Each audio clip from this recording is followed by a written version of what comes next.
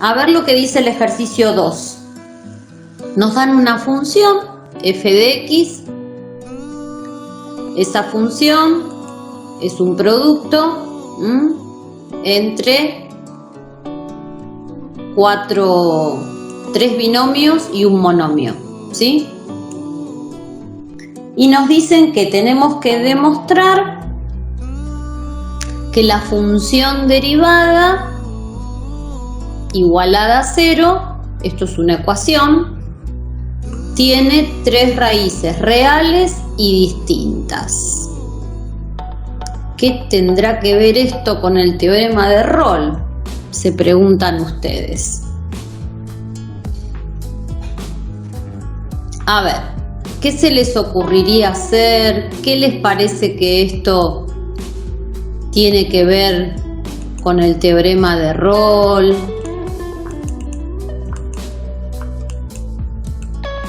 ¿Qué les parece?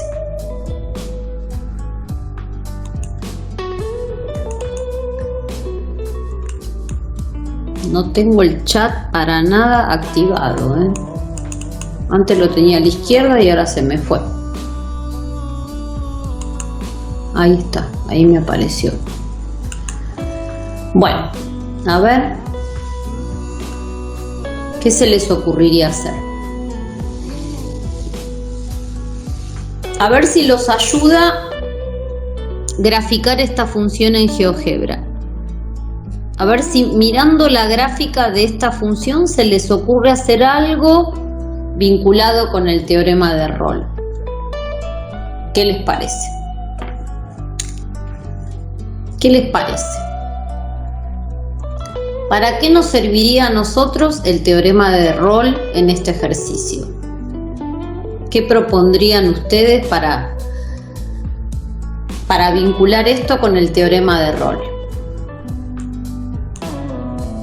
¿Qué les parece? Silencio en el chat y en los micrófonos.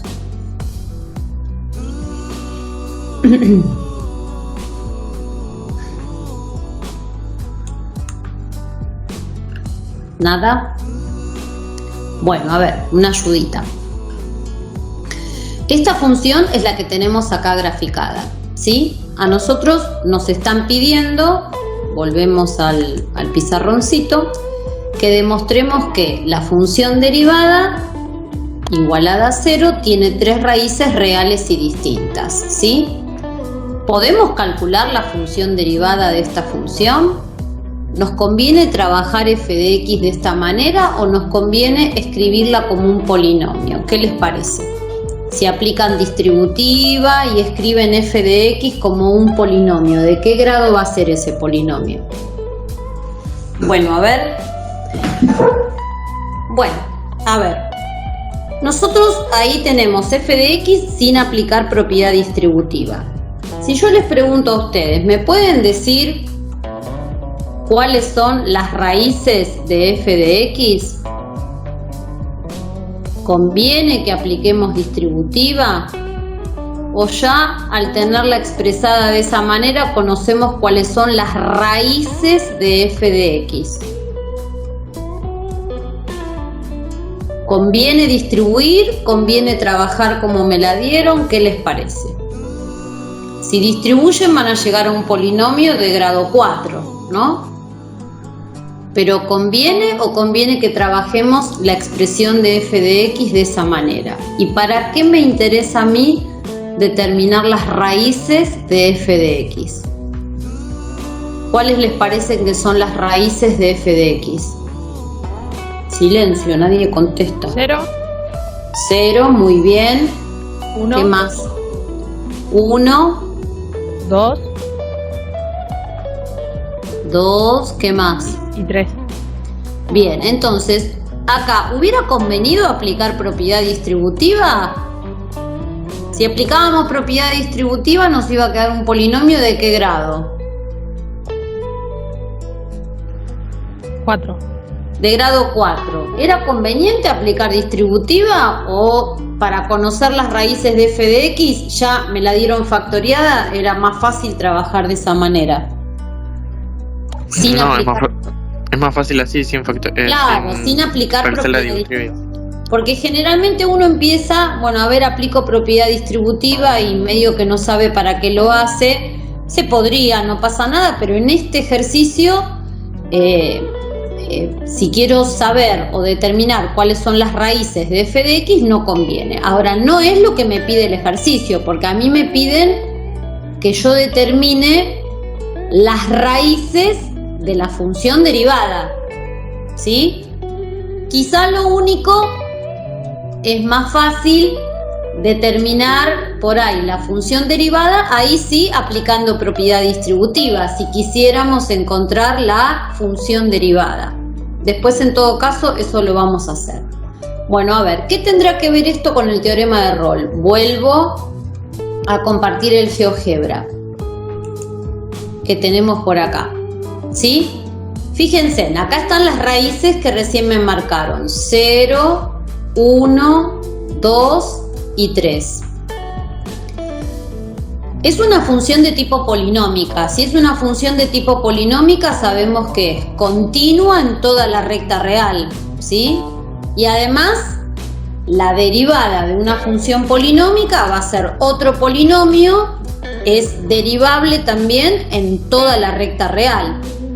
Ahora, si nosotros aplicamos el teorema de Rolle en este intervalo, en el intervalo 0,1, ¿me servirá para algo aplicar el teorema de Rolle en el intervalo 0,1 para dar respuesta a lo que me está pidiendo el ejercicio? ¿Qué les parece? Que sí. Sí, ¿por qué? A ver. Porque necesito saber la función derivada en C, si es igual a 0, si existe un C. Exacto, entonces me conviene ir tomando el teorema de Rolle en diferentes intervalos. Fíjense, si tomamos en el intervalo 0,1, acá vemos que hay un punto de tangente horizontal, acá vemos que hay un punto de tangente horizontal y acá vemos que hay otro punto de tangente horizontal. Tendremos que ir tomando diferentes intervalos de esta función y demostrar que cumple las hipótesis del teorema de Rolle en esos intervalos. Si cumple las hipótesis del teorema de Rolle en esos intervalos, voy a tener garantizado ese famoso C que dice que la derivada en ese famoso C vale 0, que es lo que me están pidiendo. Entonces, fíjense, me conviene tomar las raíces. ¿Por qué me conviene tomar las raíces y no otros valores? ¿Qué hipótesis del teorema de Rolle vamos a tener garantizadas si tomamos las raíces de f de x? ¿Qué les parece? ¿Qué hipótesis del teorema de Rolle vamos a tener garantizado si tomamos Que sus Las imágenes son iguales. exactamente, ¿sí? Entonces, lo que tendríamos que hacer es considerar entonces, como primer intervalo, consideramos, yo lo voy a hacer para 1, después se repite para los demás. Consideramos el intervalo 0,1, ¿sí? Después el intervalo 1, 2. Bueno, podemos hacer los tres juntos, ¿sí? Y finalmente el intervalo 2, 3. Entonces, en esos tres intervalos, en esos tres intervalos, ¿qué se verifican? que existe un punto de la derivada en C igual a 0. Bueno, pero antes de eso, para garantizar eso, se tuvieron que verificar las hipótesis de Rolle, ¿o no? Sí. Esa es la consecuencia, ¿sí? Entonces, en los tres se verifican las hipótesis de Rolle. ¿Cómo lo explicamos? Bueno, la continuidad la explicamos o hacen todo el procedimiento que hizo Adriana de tomar un punto genérico en cada intervalo. O también podemos explicar, se trata de una función de tipo polinómica, las funciones polinómicas son continuas en toda la recta real, por lo tanto van a ser continuas en cada uno de esos 3 intervalos. Esa justificación es válida si la escriben con palabras y bien expresada. Repito, f de x es una función polinómica, las funciones polinómicas son continuas en toda la recta real, por lo tanto serán continuas en cada uno de los 3 intervalos. La derivabilidad. La derivada de una función polinómica es otra función polinómica, incluso la podríamos calcular si queremos la derivada de esa función, pero va a ser un polinomio. La derivada de una función, si la función que obtengo tiene formato de polinomio, la derivada se va a poder calcular en toda la recta real, porque el dominio de la función derivada también van a ser todos los reales. No es una función por trozo, nada, es una función polinómica, va a ser derivable en los intervalos abiertos que antes escribí, en el 0, 1, 1, 2 y 2, 3. Y además, ¿qué sucede en cada uno de ellos? ¿Por qué tomamos las raíces? ¿Por qué tomo el primero de los intervalos? ¿Sí? ¿Qué sucede en el primero de los intervalos? F de 0 es igual a F de 1. También, ¿qué sucede? F de 1 es igual a F de 2. Para eso tomamos las raíces. Alguien lo dijo hace un rato, para que las imágenes en los extremos sean coincidentes. Quiere decir que en cada uno de esos 3 intervalos se verifican las hipótesis de rol. Si se verifican las hipótesis de rol, ¿qué quiere decir? Que en cada uno de ellos va a existir C perteneciente a el intervalo abierto 0, 1, tal que la derivada en C va a valer 0. Va a existir un C, que lo llamo C sub 1, perteneciente al intervalo 1, 2, tal que la derivada en ese C sub 1 también va a ser 0. Y va a existir un tercer C perteneciente al intervalo 2, 3, tal que la derivada en ese C sub 2 también va a valer 0. ¿Estamos? Y con eso, ¿qué es lo que demostramos? Que la función derivada seguro va a tener 3 raíces reales y distintas, porque pertenecen a distintos intervalos. ¿Sí? Si ustedes quieren, para verificar esto, más todavía podrían aplicar distributiva, buscar f de x, buscar su función derivada, que va a ser un polinomio de grado 3, y también pueden verificarlo acá. Fíjense, acá grafiqué la función f de x, que la escribí tal cual me la dieron en el teorema. Le pedí que al GeoGebra su función derivada, ahí la tienen, ven, en formato polinómico, es un polinomio de grado 3. Y si la graficamos, fíjense en qué interesante lo que pasa. En el intervalo 0, 1, ven, hay un punto donde la función derivada atraviesa el eje. Justamente es el punto donde está el famoso C de tangente horizontal. En este caso pasa lo mismo, donde tenemos la tangente horizontal y bueno, por ahí la función derivada va a atravesar al eje X. Y acá lo mismo, donde tenemos la tangente horizontal, allí tendríamos el que yo llamé C sub 2, perteneciente al intervalo 2, 3. En ese C sub 2, la función derivada atraviesa el eje X porque vale 0.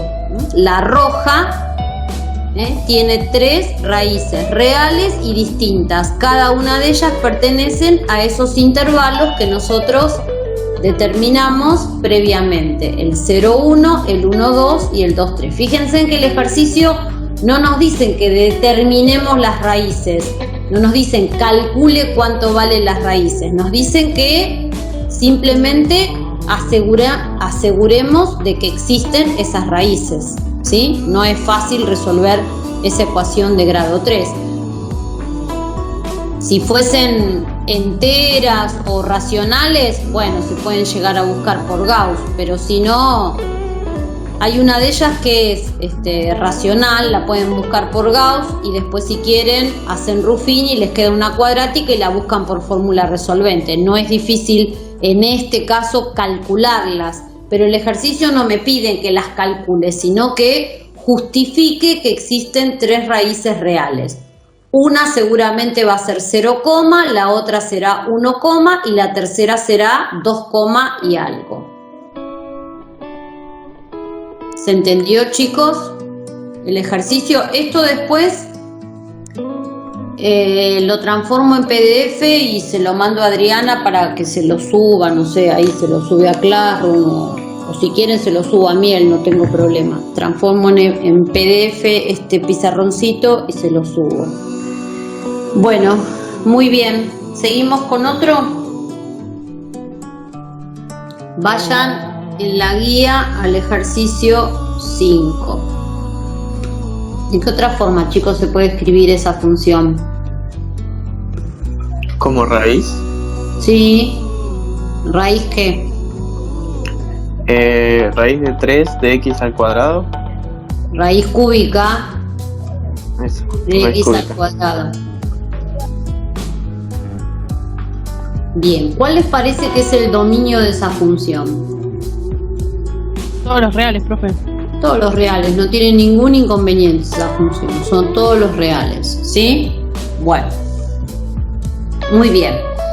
Fíjense en que nos dicen que tenemos que determinar el punto C del teorema del valor medio de Lagrange, dice en 2 intervalos. Primero, en el intervalo 0,1 y después dice en el intervalo -2, 2. Fundamentar la respuesta y realizar la gráfica correspondiente. Para hallar el C del teorema de Lagrange, primero, ¿qué tenemos que hacer? Verificar que se cumple qué cosa. La continuidad. O sea, cuando vos me hablas de continuidad me estás hablando de una de las hipótesis, ¿no? Sí. Verificar que se cumplen las hipótesis del teorema, ¿no? Que en este caso es de Lagrange. Entonces, como dice una de las compañeras de ustedes, vamos a verificar la continuidad en 0,1. Ya hicieron un montón con Adriana de ejemplos ahí, ¿sí? Primero vamos a demostrar la continuidad en el abierto. ¿Cómo hacen para la continuidad en el abierto? Tomando un punto genérico para todo A que pertenece a ese intervalo, ¿qué se verifica? Que el límite de x teniendo a de la Antes que el límite, es igual bueno, bien. Generalmente primero escribimos la imagen en el punto y después el límite. Bueno, f de a, ¿cuánto me da f de a?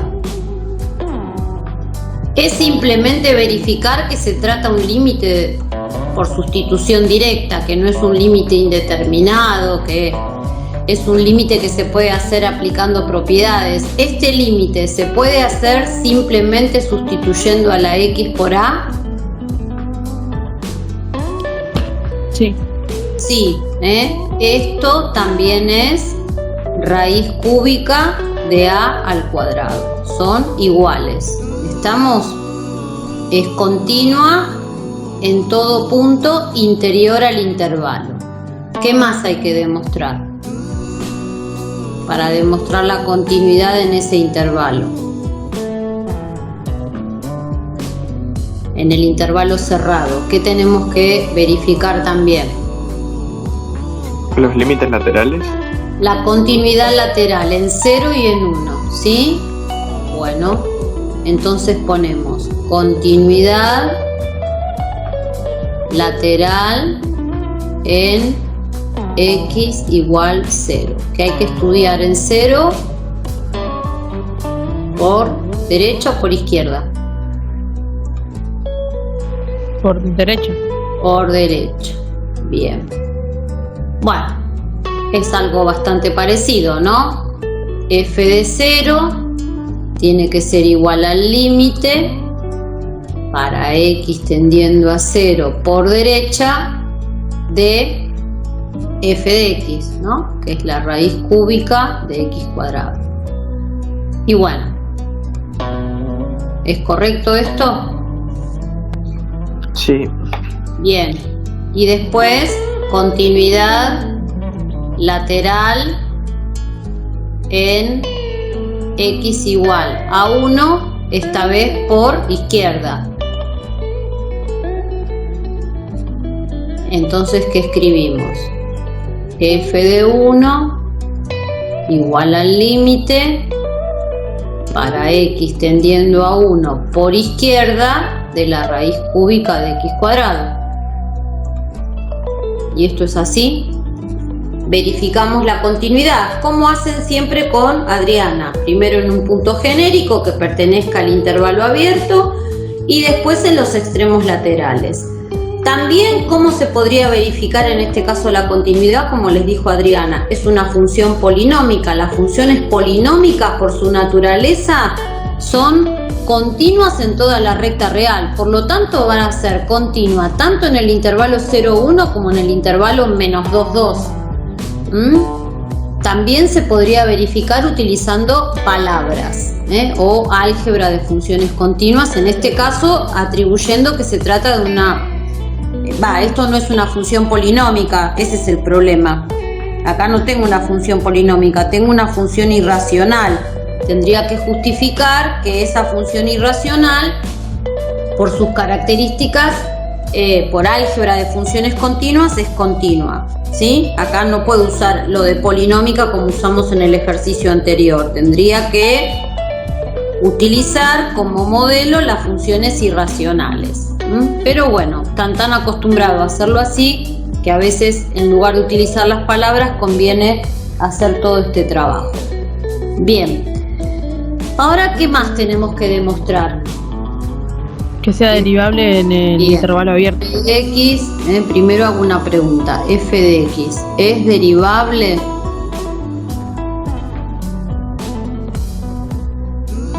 En el intervalo, ¿qué intervalo estamos verificando primero? 0,1. Acá, ¿qué pongo? ¿Abierto o cerrado el intervalo? Abierto. Abierto. Está, lo remarco bien, el paréntesis para que no se confundan. ¿Estamos? Bueno, entonces empezaría por buscar por regla, porque acá vamos a usar regla práctica, cuál es la función derivada. Repito acá, ¿cuál era f de x? F de x era x a la 2/3 o bien raíz cúbica de x cuadrado. Para derivar, ¿qué formato me conviene usar? ¿Este o este para derivar? 2 sobre 3. Baja el 2/3 multiplicando. Y x. Sí. Y 2/3 menos 1. Bueno, que sería menos 1/3. Menos 1/3. Sí. Y esto, ¿está bien escribirlo así? ¿Sí o no? Sí, profe. Bueno, ¿cuál es el dominio de f'? Recuerden que el dominio de la función derivada siempre tiene que estar incluido en el dominio de la función, que habíamos dicho que el dominio de f eran todos los reales, ¿no?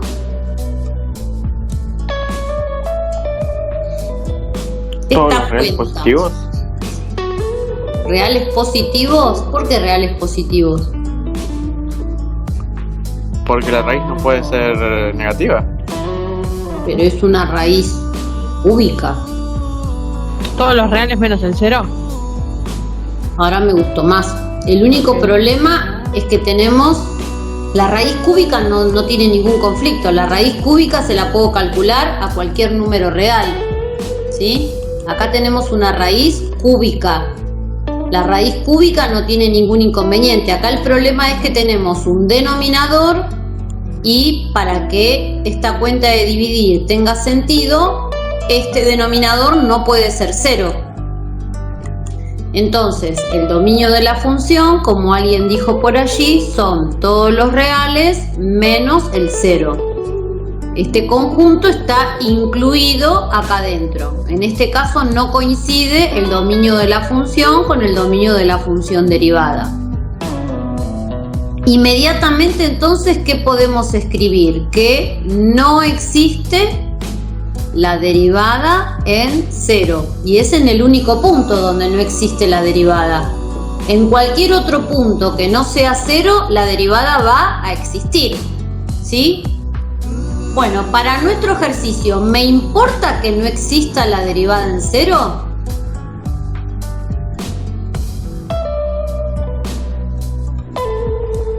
No.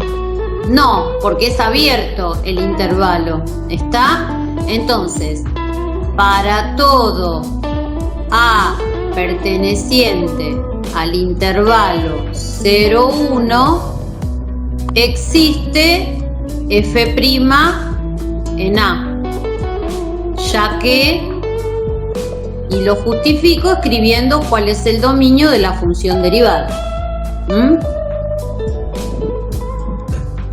La derivada existe para cualquier número excepto para 0. ¿Estamos?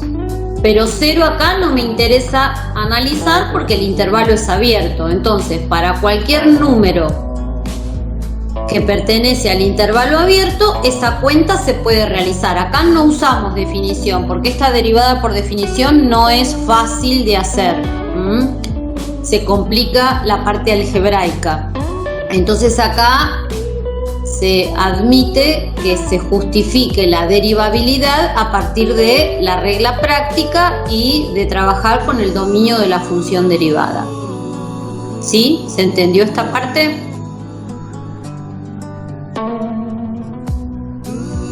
Entonces, cumple f de x, cumple las hipótesis del teorema en el intervalo. Siempre recuerden que cuando dicen cumple las hipótesis del teorema es en algún intervalo. En el que estamos estudiando es en 0, 1. ¿Sí? Bueno, hay que buscar el C. ¿Qué nos decía? Que va a existir un C, que en este caso pertenece al intervalo abierto 0, 1, tal que la derivada en ese C vale f de b. ¿Quién es b para nosotros? ¿Cuánto vale b en nuestro ejercicio? ¿Cuánto vale b en nuestro ejercicio, chicos? 1. Menos f en a. ¿Cuánto vale a en nuestro ejercicio? 0. 0. Sobre 1 menos 0. Bueno, a ver, ¿esto por cuánto lo vamos a reemplazar? f' en c. Nosotros acá, fíjense, calculamos la derivada para cualquier x. Acá tenemos calculada nuestra derivada para cualquier valor de x. ¿Sí? Ahora me piden la derivada en un X particular que se llama C. Entonces, ¿qué voy a poner acá? ¿Qué les parece?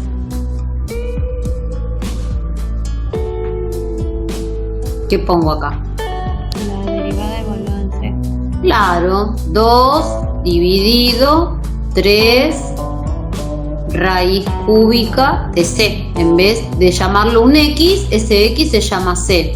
Igual a, ¿cuánto me da f de 1?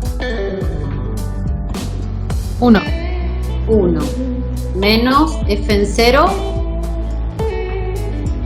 0. 0. Sobre 1. Quiere decir que esto es 1. Bueno, a ver el despeje de C. ¿Cómo hacemos para despejar C? ¿Puedo pasar de acá a ahí?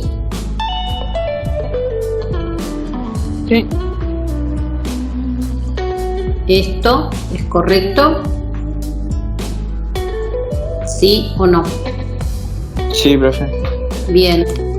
Y ahora, como tenemos una raíz, elevamos al cubo ambos miembros. Por acá tenemos 8/27.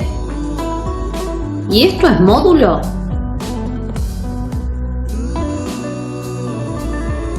Debería, pero como estamos en el intervalo 0 y 1 sería positivo, ¿no? No, no debería ser módulo. El módulo, chicos, es primero que acá la potencia está por fuera, no está por dentro. Y segundo, que el módulo aparece cuando tanto el índice como el exponente son pares. El módulo aparece cuando tenemos esto: raíz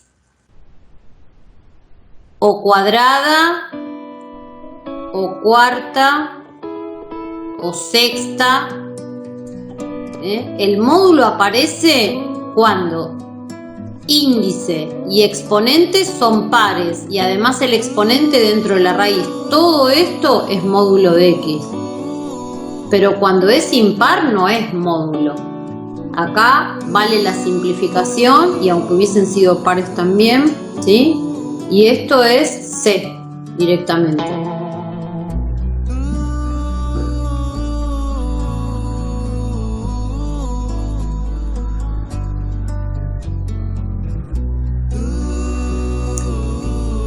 ¿Estamos? ¿Terminó acá el ejercicio o pide algo más? Para este intervalo, antes de meternos en el otro intervalo. Para este intervalo, ¿nos falta hacer algo más?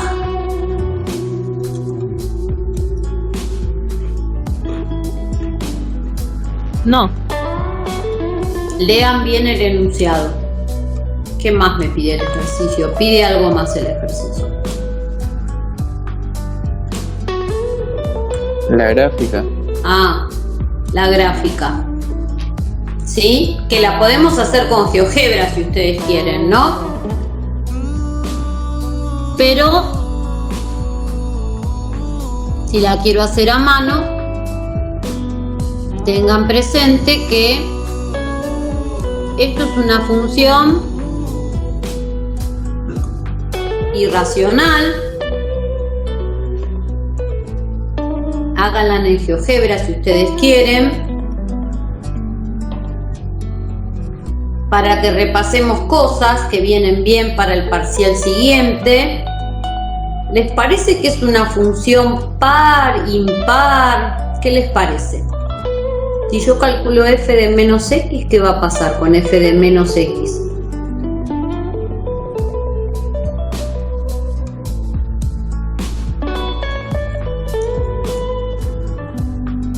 ¿Es igual a f de x esto? ¿Es correcto lo que estoy escribiendo? Sí, es una función par. Es una función par. Quiere decir que tiene que ser simétrica respecto de qué eje, si es una función par. Del eje Y. Del eje Y. Es una función par. ¿Estamos? Bien. ¿En qué punto corta al eje vertical?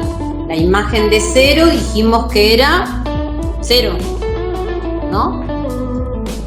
Puede ser en verde. Es el punto de intersección, tanto con el eje vertical como con el eje horizontal. X igual 0 es raíz y a su vez y igual 0 es la ordenada del origen, ¿sí? ¿Tendrá alguna sorpresa esta función si la pensamos numéricamente? Fíjense, a medida que a X le damos valores numéricos, ¿sí? Cada vez más grandes positivos. Lo elevamos al cuadrado, le calculamos la raíz cúbica. ¿Tendrá alguna sorpresa o la gráfica tendrá un comportamiento más o menos así? Y como dijimos que es par,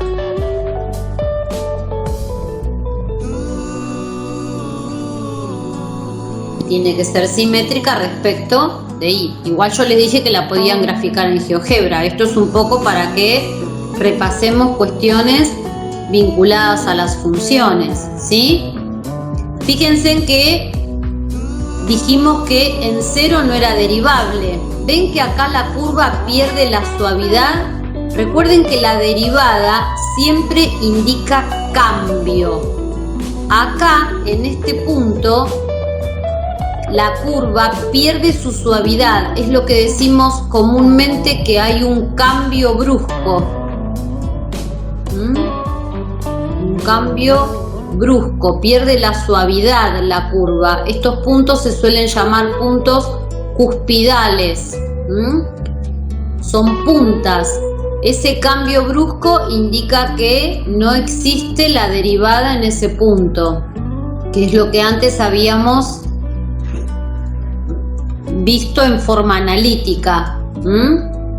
En ese tipo de puntos no existe la derivada, y acá no existe y se trata de una derivada de tipo infinita.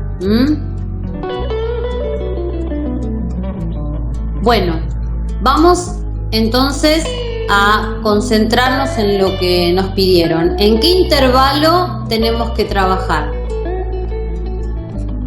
¿En el intervalo qué?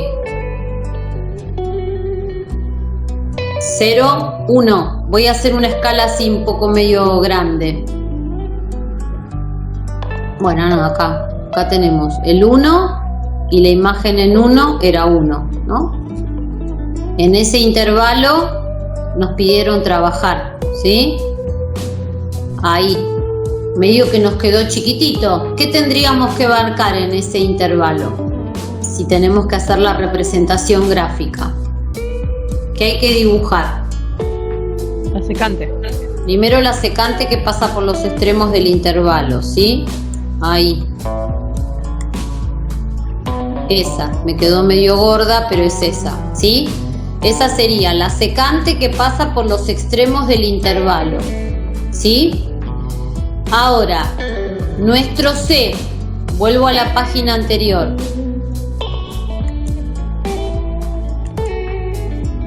Este C, que obviamente pertenece a mi intervalo, porque 8 sobre 27 es 0, y algo, pertenece a ese intervalo, si no, no tendría sentido.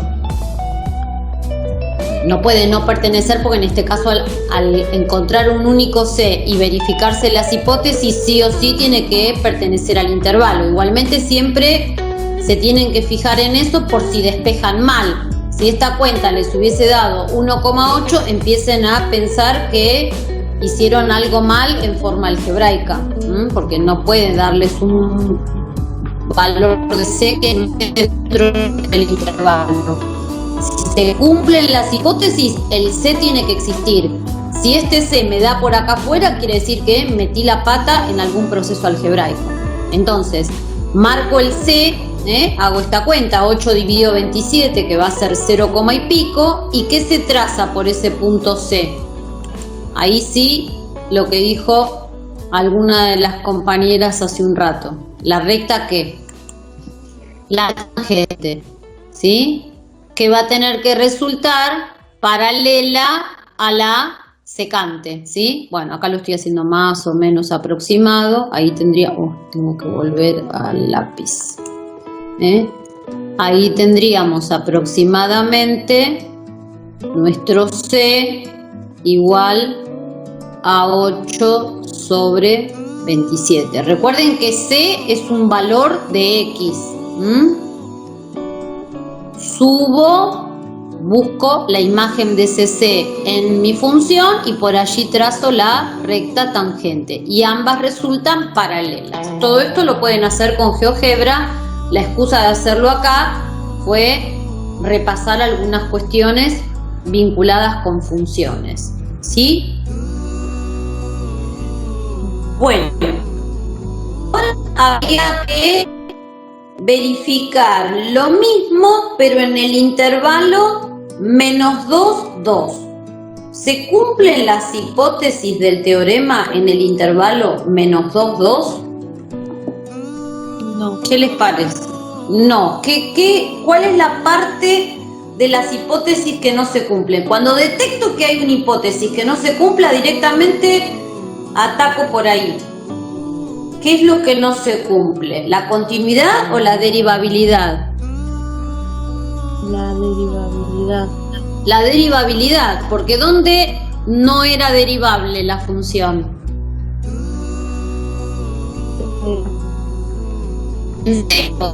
No pertenece al intervalo -2, 2.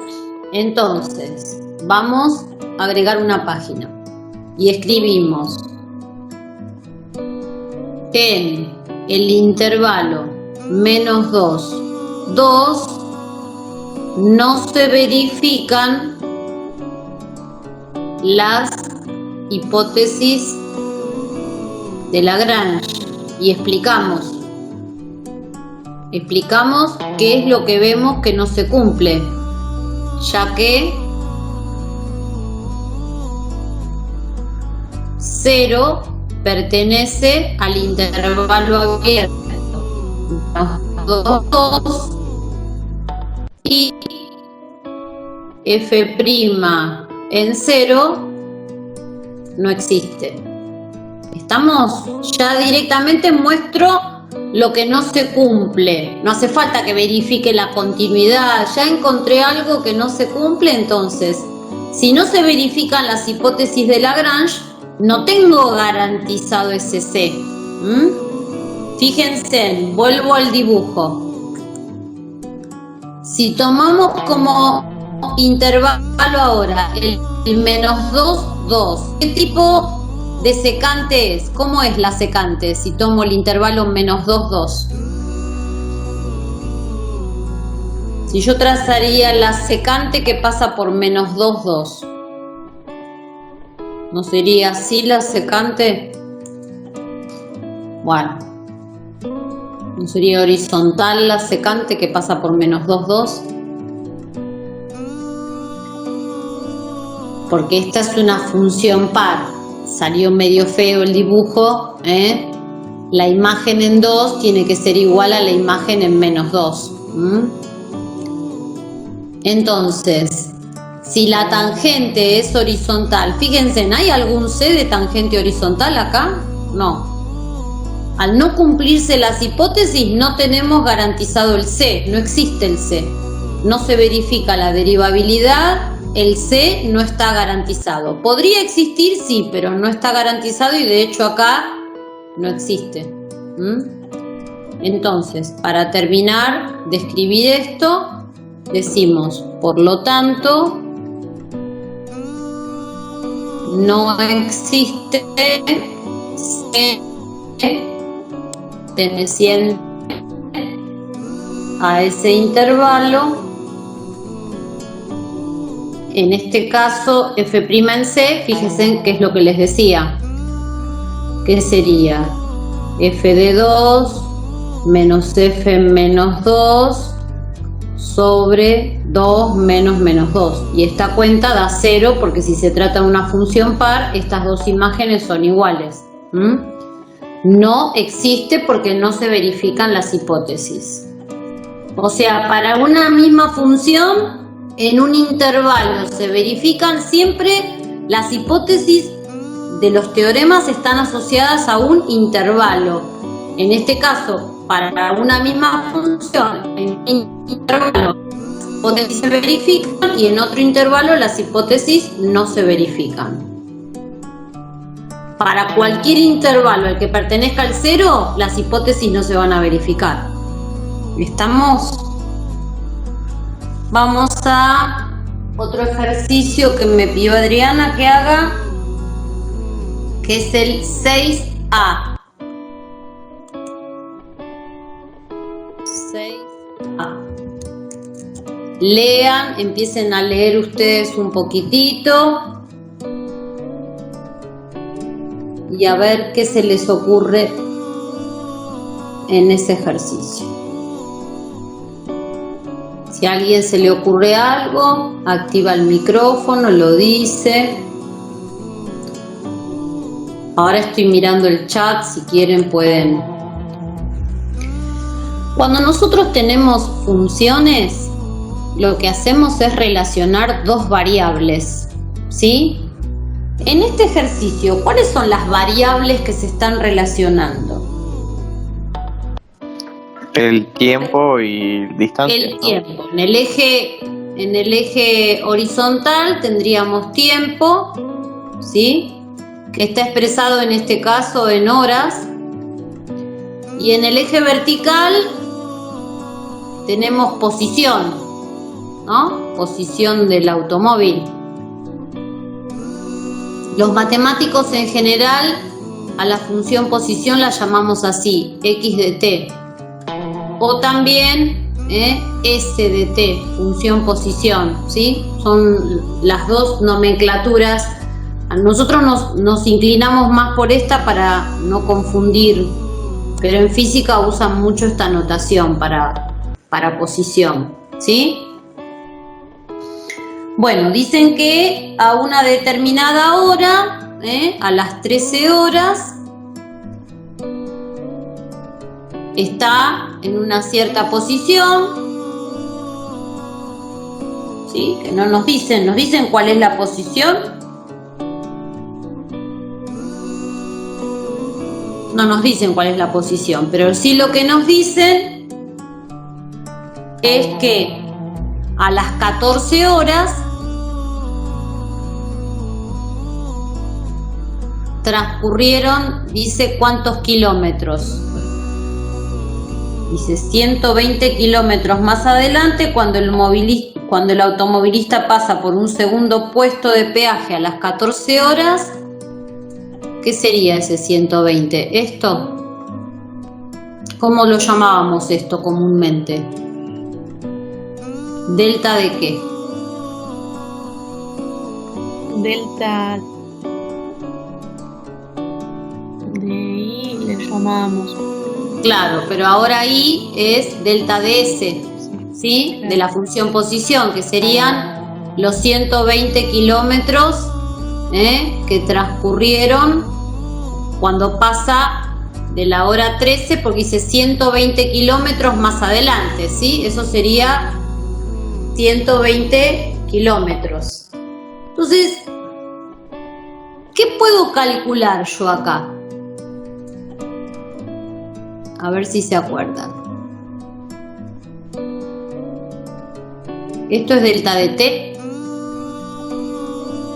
y eso es delta de s. ¿Qué era esto?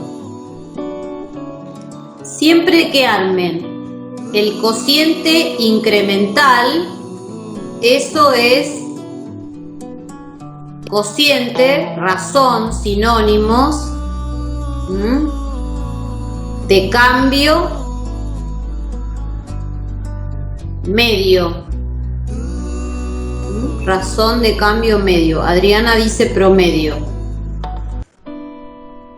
¿sí? Razón de cambio medio, ¿está? Que en este caso, esa razón de cambio medio, ¿cuánto valdría? ¿Qué les parece? 120 kilómetros por hora. Claro, esa razón de cambio medio tiene un nombre en física, ¿sí? Esta variación media para este modelo tiene un nombre que es velocidad, ¿no? Esto es la velocidad media, ¿sí? En ese intervalo de 1 hora.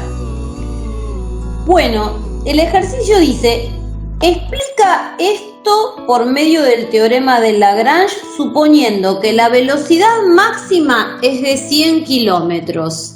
¿Por qué le hicieron la multa? ¿Por qué le dijeron que estaba en infracción? Velocidad máxima, dice el problema, 100 kilómetros por hora. ¿Por qué le hicieron la infracción? Teniendo como dato la velocidad media. ¿Qué les parece? Porque durante el trayecto fue a más de la velocidad máxima. ¿Y por qué podés asegurar eso? ¿Cómo sabes que en algún punto del trayecto fue a más de la velocidad máxima? Porque había 120 kilómetros de distancia entre el primer peaje con el segundo, y si iba a 100 kilómetros por hora debería tardar 1 hora y 20. ¿Y eso qué tiene que ver con el teorema Lagrange? Si la hacemos más fácil y la pensamos con el teorema Lagrange, que es lo que me pide el ejercicio,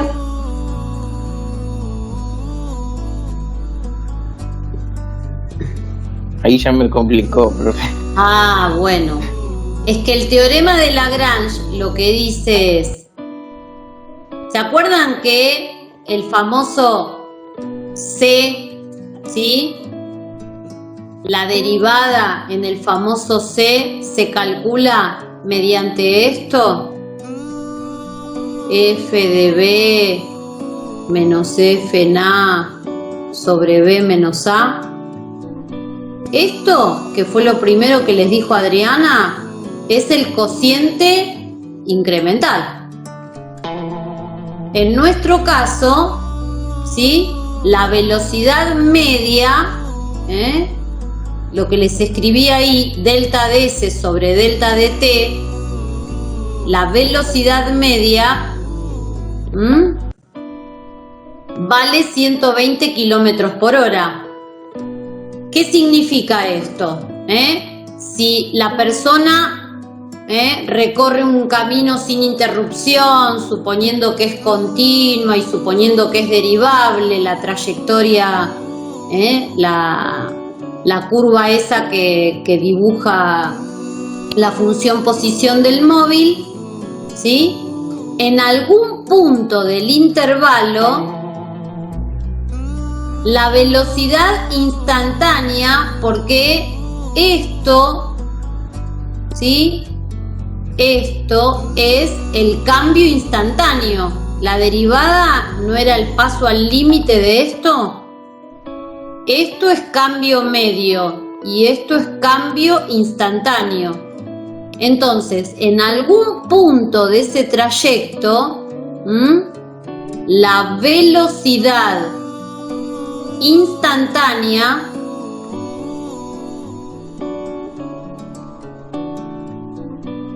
coincidió ¿con quién? Con la velocidad media. Eso es lo que está diciendo Lagrange. En algún punto del intervalo, esto que ustedes tienen escrito en ganchitos, esperen que pongo, esto que ustedes tienen escrito en ganchitos, si yo lo explico con palabras, lo que me está diciendo es que la variación media entre dos variables en un determinado intervalo coincide en algún punto con la variación instantánea. En nuestro modelo, la velocidad media es de 120 kilómetros por hora, ¿sí? Entonces, ¿qué me asegura Lagrange? Que en algún punto del intervalo, la velocidad instantánea, porque la velocidad instantánea es el paso al límite de este cociente, coincide con la velocidad media. En algún punto de ese trayecto, el auto pisó el acelerador y fue a 120 kilómetros por hora. Entonces por eso le hicieron la multa, porque si la velocidad máxima es de 100 kilómetros y en algún punto fue a 120, entonces eso significa que se merece la multa. De hecho, un sistema así es como trabajan los radares para hacerte las multas en la ruta. Toman una velocidad promedio entre dos puntos, y si esa velocidad promedio es de 130 y en algún punto de ese intervalo vos estuviste a 130, entonces viene la multa, que últimamente son muy onerosas. Siempre recuerden algo, chicos, cuando ustedes trabajan con derivada, la derivada siempre la derivada, tenga lo que tenga yo acá, si yo acá en el eje horizontal tengo, por ejemplo, el tiempo, y en el eje vertical tengo volumen de agua que pasa por una cañería, qué sé yo, o por un caño, supónganse. Si nosotros estudiamos delta de B, siempre es variación de la variable dependiente dividido variación de la variable independiente. Este orden no se puede cambiar. Siempre acá arriba tenemos la variable dependiente y siempre acá abajo tenemos la variable independiente. El cociente de incremental siempre indica la razón de cambio medio entre esas dos variables, o promedio. Polo no me deja decir promedio, por eso me acostumbré a decir medio. Entre esas dos variables, que a veces esas razones de cambio medio tienen nombres particulares. Si acá en el anterior se llama velocidad, acá como les dije creo en alguna oportunidad, se suele llamar caudal a esta, caudal medio, ¿no? Cuando nosotros a este cociente le calculamos el límite, cuando el incremento de la variable independiente tiende a 0, ¿qué hacemos? Estamos pasando de la razón media a la razón ¿qué? Razón de cambio instantáneo, instante. Y eso es la derivada. Razón de cambio instantáneo. Que acá la derivada la llamaré B' de t. ¿Está? Siempre esto lo tienen que tener a fuego marcado. Porque eso es el concepto de derivada. La derivada, lo que a mí me indica desde el punto de vista variacional, es el cambio instantáneo entre dos variables. Eso es lo que a mí me indica. Paso del cambio medio al cambio instantáneo. El pasaje al límite, lo que me cambia es eso, entre las dos variables que estoy vinculando. A veces reciben nombres especiales, a veces solamente hablamos de razón de cambio instantánea y no le damos un nombre a eso.